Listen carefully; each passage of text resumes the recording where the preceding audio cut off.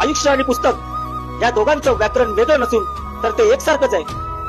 कारण बघा मित्रांनो, जशी शब्दांची निवड चुकली तर वाक्य बिघडतं, तसं आपल्या आयुष्यात लोकांची निवड चुकली तर आयुष्य बिघडतं. ही गोष्ट प्रत्येकाने लक्षात घेतली पाहिजे. कारण दोन विशिष्ट वर्गाची लोक या समाजात राहत असतात. किती चांगलं आहे, किती वाईटही आहे. चांगली लोक अशी आहेत की जी नेहमी समाजाचं ऋण फेडता फेडता इतरांच्या मदतीसाठी धावून येतात, इतरांच्या भल्याचा विचार करतात, या विश्वाच्या कल्याणाचा विचार करतात. परंतु एक विशिष्ट वर्ग असा आहे की ज्यांना सदैव समोरच्याची निंदा नालस्ती करणे, एखाद्याच्या तोंडावर कौतुक करणे, गोड बोलणे आणि पाठीमागे त्याची निंदा नालस्ती करणे, यातच त्यांना अत्यंत आनंद भेटतो, समाधान भेटतं. परंतु मित्रांनो, ही लोक समाजघातकी असतात. विषयापेक्षा घातक यांचा स्वभाव असतो. अशा लोकांना वेळीच दूर केलं पाहिजे, तरच तुमचं आयुष्य तुम्ही आनंदाने जगू शकता.